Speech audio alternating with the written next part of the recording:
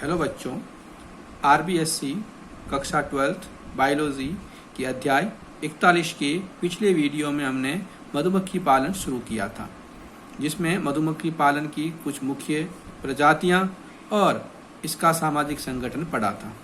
इस वीडियो में हम शुरू कर रहे हैं मधुमक्खी पालन की विधियां।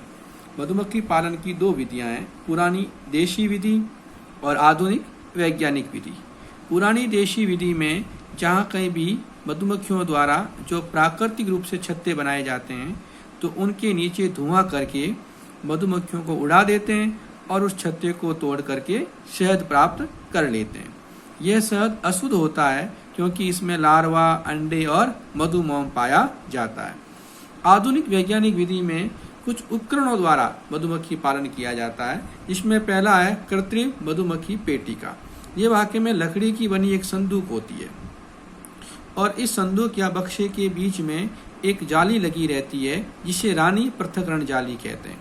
ये जाली इस संदूक को दो कोष्ठों में बांट देती है। जो ऊपर का छोटा कोष्ठक होता है इसे सुपर कोष्ठक कहते हैं, जिसमें शहद इकट्ठा होता है, और जो नीचे का बड़ा कोष्ठक होता है इसे शिशु कोष्ठक कहते हैं, जिसमें शिशु या अंडे रखे जाते हैं। इस रानी पृथक्करण जालिका की एक विशेषता है कि इसमें से केवल श्रमिक मक्खी ही आ जा सकती है। मतलब सुपर कोष्ठ से शिशु कोष्ठक में और शिशु कोष्ठक से सुपर कोष्ठक में केवल रानी मक्खी ही आ जा सकती है। दूसरा है कॉम्ब फाउंडेशन। ये वाकई में सुपर कोष्ठ और शिशु कोष्ठ में रखी हुई लकड़ी की बनी हुई आयताकार अस्थायी संरचनाएं होती है। इन अस्थायी आयताकार संरचनाओं के दोनों ओर षष्ठभुजाकार कोष्ठ बने होते हैं और इन्हीं कोष्ठ में अंडे और शहद इकट्ठा किया जाता है। जो शिशु कोष्ठक में कॉम्ब फाउंडेशन रखे जाते हैं उनमें अंडे, जबकि सुपर कोष्ठक में रखे कॉम्ब फाउंडेशन में शहद इकट्ठा होता है। जैसा कि आप इस चित्र में देख रहे हैं, ये जो आयताकार आपको बक्सा दिख रहा है, ये बक्सा है मधुमक्खी का शहद इकट्ठा करने वाला कृत्रिम मधुमक्खी पेटिका। और ये जो आप देख रहे हैं आयताकार संरचना, ये कहलाती है कॉम्ब फाउंडेशन, जिसको अंदर शहद और अंडे एकत्रित किए जाते हैं। आगे देखें अपन मधु निष्कासन यंत्र। ये वाकई में टीन का बना हुआ एक ड्रम होता है और इस ड्रम में जालीदार थैलियां लगी रहती है और ये थैलियां एक घुमाने वाले डंडे से जुड़ी रहती है और इसमें एक टोंटी भी लगी होती है जिसके द्वारा शहद बाहर निकाला जाता है। इस डायग्राम में आप देख रहे हैं मधु निष्कासन यंत्र दो प्रकार देख रहे हैं आप। ये वाकई में चारों ओर टीन का बना हुआ है। ये इसमें जालीदार संरचनाएं लगी हुई है और ये घुमाने वाला डंडा लगा होता है।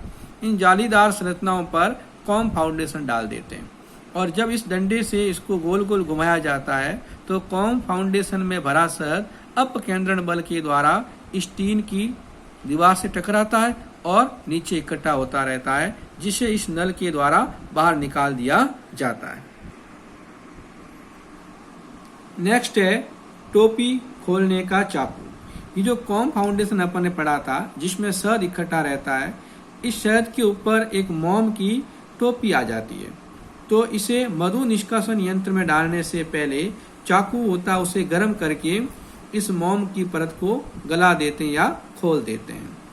अच्छा, इन चारों उपकरण के अलावा कुछ और उपकरण भी काम आते हैं, जैसे दास्ताने, ये हाथ में पहने जाते हैं, मधुमक्खियों के डंक से बचाते हैं। रेशमी सूते धागे की बनी हुई जाली होती है जिसे मुंह पर पहनते हैं मधुमक्खियों के डंक से बचने के लिए। और एक धूम्रण उपकरण होता है जिसके द्वारा आवश्यकता पड़ने पर धुआं भी किया जाता है। इस आधुनिक वैज्ञानिक विधि का लाभ यह है कि इसके द्वारा मधुमक्खियों के क्रियाकलाप पर नजर रख सकते हैं। अच्छा, मधुमक्खियों को कृत्रिम भोजन देकर भी इसका गुजारा किया जा सकता है। एक ही छत्ता हम बार बार उपयोग में ले सकते हैं और प्रतिकूल मौसम में छत्ते को सुरक्षित स्थान पर रखकर उसकी सुरक्षा कर सकते हैं और छत्ते की शत्रुओं से सुरक्षा भी की जा सकती है। नेक्स्ट टॉपिक है मधुमक्खी पालन में क्या क्या सावधानी रखनी चाहिए। तो पहला आपको दे रखा है कि छत्ता ऐसी जगह बनाएं जहां आसपास में फूल और फलों का बगीचा हो। छत्ते को हमेशा ठंडे और छायादार स्थान पर रखना चाहिए। अच्छा, ताजे पानी का स्रोत भी उसके बिल्कुल निकट ही होना चाहिए। और मधुमक्खियों की प्रकृति, स्वभाव, उन्हें पकड़ने की क्रिया, छत्ते में रखने की क्रिया, मधु एकत्रण कैसे करना है, उसका रख रखाव, इन सब की जानकारी भी होनी चाहिए। तो ये हमने मधुमक्खी पालन पढ़ा था। अब अगला टॉपिक शुरू कर रहे हैं, रेशम कीट पालन। इसमें क्या होता है, रेशमी धागा प्राप्त करने के लिए रेशम कीट को पाला जाता है, जिसे रेशम कीट पालन कहते हैं। अब हम रेशम कीट की कुछ प्रमुख प्रजातियां पढ़ेंगे। एक सारणी आप देख रहे हैं, जिसमें पहला कॉलम है रेशम कीट का जांत्रिक नाम, दूसरा उस रेशम कीट से प्राप्त होने वाले रेशम का प्रकार, और तीसरा ये रेशम कीट कौन से पादप से भोजन प्राप्त करता है। तो पहला आपको दे रखा बॉम्बेक्स मोराई, इसे मलबरी सिल्क प्राप्त होता है। इस कारण बॉम्बेक्स मोराई को मलबरी सिल्क कीट भी कहते हैं। यह सहतूत की पत्तियों से भोजन प्राप्त करता है। दूसरा है एंथेरिया पेफिया, इसे टसर सिल्क प्राप्त होता है और ये अर्जुन के पौधे से भोजन प्राप्त करता है। तीसरा है एंथेरिया आसमेंसिस, इससे प्राप्त सिल्क होता है मूंगा सिल्क और ये सोम के पादप से भोजन प्राप्त करता है। चौथा है एटकेस रेशिनी, इसे एरी सिल्क भी कहते हैं और ये अरंडी के पादप से भोजन प्राप्त करता है। फिर है पांचवा थायोपेलिया रेलिजियोसा, इसे देवा मूंगा सिल्क भी कहते हैं और ये फाइकस यानी बरगद से भोजन प्राप्त करता है। अगला हम पढ़ते हैं बॉम्बेक्स मोराई का जीवन चक्र। तो इसमें जो वयस्क मादा अंडे देती है और वयस्क नर शुक्राणु देता है, जिसके निषेचन से निषेचित अंडा बनता है और इस अंडे की अवधि 10 दिन होती है। 10 दिन बाद इस अंडे से लार्वा निकलता है, जिसे कैटरपिलर कहते हैं और यह कैटरपिलर अवस्था ही सहतूत की पत्तियों को भोजन के रूप में खाती है।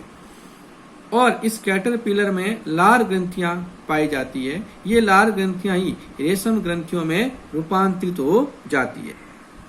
ये कैटरपिलर अवस्था 30 से 35 दिन तक रहती है। इस दौरान इसमें 5 इंस्टार अवस्थाएं आती है और ये 4 बार निर्मोचन क्रिया भी करता है।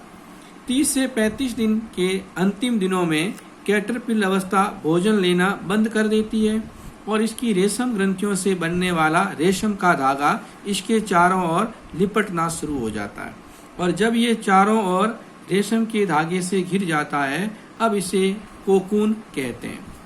इस कोकून के अंदर जो कैटरपिलर अवस्था थी वो धीरे धीरे प्यूपा अवस्था बदल जाती है। इस प्यूपा अवस्था को क्राइसेलियन भी कहते हैं। ये क्राइसेलियन 10 या 12 दिन तक कोकून में रहती है, फिर इस दौरान ये वयस्क में बदल जाती है और कोकून को फाड़कर वो वयस्क नर या मादा बाहर आकर वापस अपना जीवन चक्र प्रारंभ करते हैं। तो इस प्रकार ये रेशम कीट का जीवन चक्र था। अब पढ़ते हैं रेशम उत्पादन में काम आने वाले उपयोगी यंत्र, जैसे मचान, इसमें रेशम कीट को पाला पोसा जाता है। पालन पोषण ट्रे, इसमें रेशम कीट को सहतूत की पत्तियों पर रखा जाता है। चंद्रा किस ट्रे, इसमें परिपक्व कोकून अवस्था मतलब जो प्यूपा में बदलने वाली है उसको रखा जाता है। डाल, ये सहतूत की पत्तियों को लाने का यंत्र है। चाकू, इससे सहतूत की पत्तियों को काटा जाता है। टोकरियां, इसमें सहतूत की पत्तियों को वितरण करने में काम आती है। आर्द्रता मापी द्वारा आर्द्रता मापी जाती है। ताप मापी ताप मापने में काम आता है। ओवेन, ये रेशम कीट को कुछ अवस्थाओं को निश्चित ताप पर रखने में काम आता है। और फ्रीजर, इसमें रेशम कीट के अंडों को रखा जाता है।